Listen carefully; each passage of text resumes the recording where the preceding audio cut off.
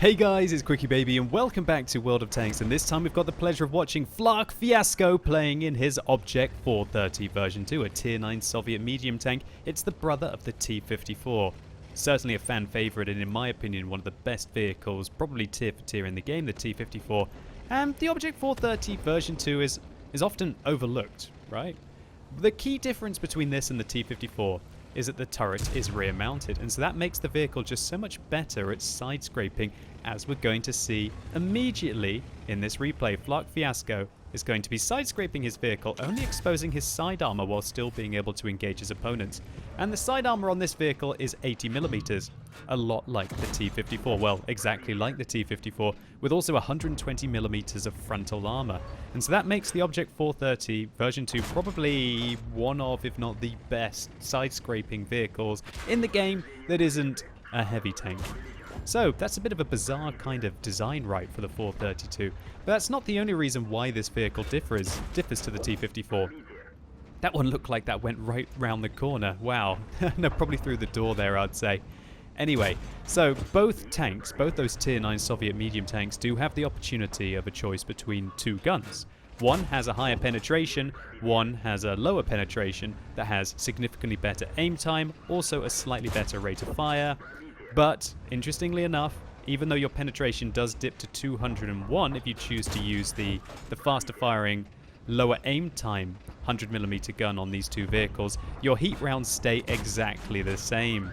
So, basically, it's far better to use the tank gun with the lower aim time, the slightly better rate of fire, and then when you do engage really heavy tanks, then just try and compensate a little bit by dabbing that 2 key.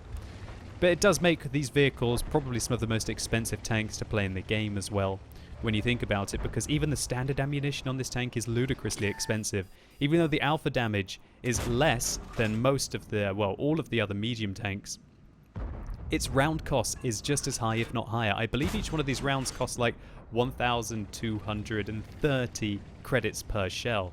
And that is a very fast way to lose money, especially with that 201mm of penetration, quite often ricocheting off your opponents.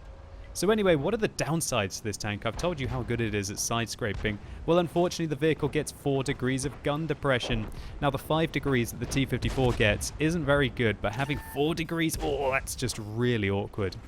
Now, FlarkeFiasco is making some aggressive plays here. He's got the back of this Tiger II.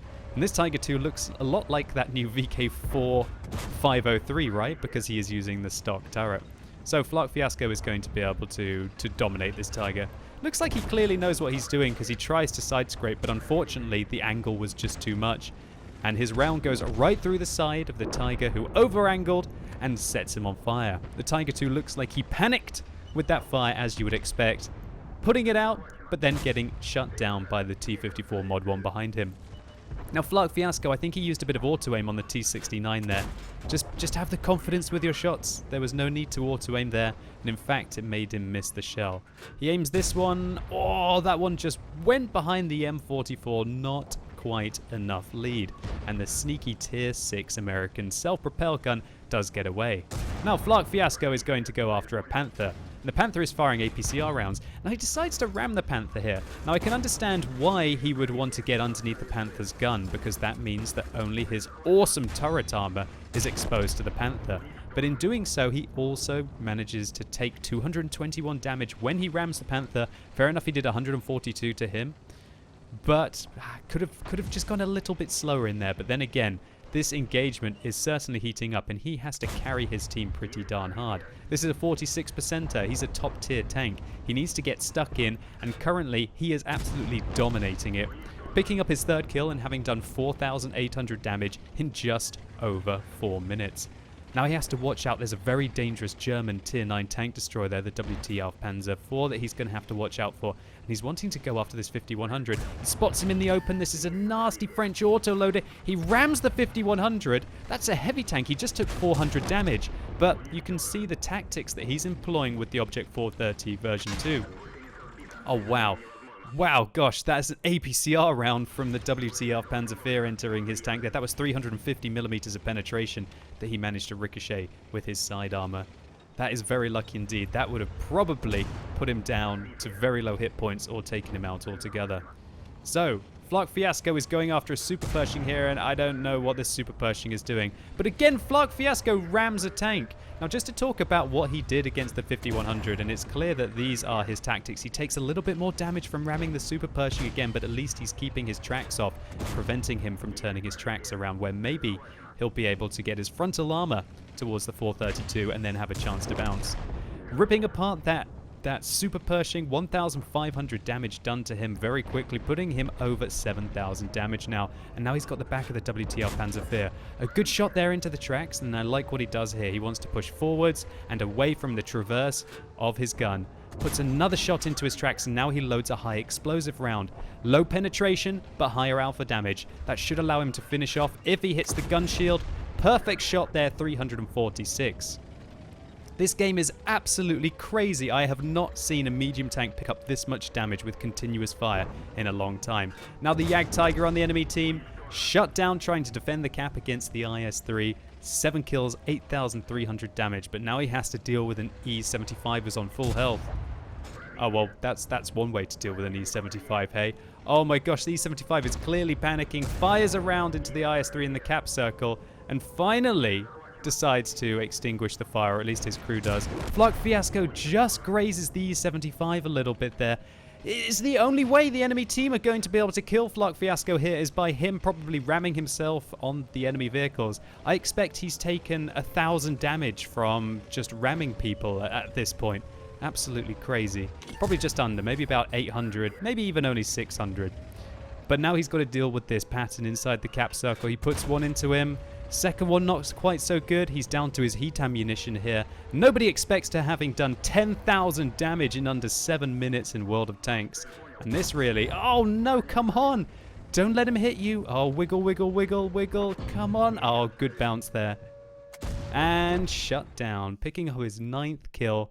10,485 damage in just over 7 minutes. I just can't believe it. That's probably the largest amount of damage I've ever seen done in the shortest period of time in World of Tanks. FlarkeFiasco showcased all of the strengths of the Object 430 version 2. The fact that it's got a rear-mounted turret means that it can side-scrape round corners better, keeping its side armor at a better angle without having to expose the weak frontal armor when it's not angled. The vehicle also has a lower profile than the T-54, which means even tanks with decent gun depression like the Panther struggle to be able to shoot down on its hull arm and have to make do with shooting its turret, which I should mention is a better turret than on the T-54, especially with regard to the cupolas. And so all of these features allowed FlarkeFiasco to put an absolute showcase of the strengths of the Object 430 version 2, but we must remember he was top tier on the Pilsen map, and Pilsen has a lot of opportunities to side scrape and not a lot of need to have more than the lowly 4 degrees of gun depression that the 432 has.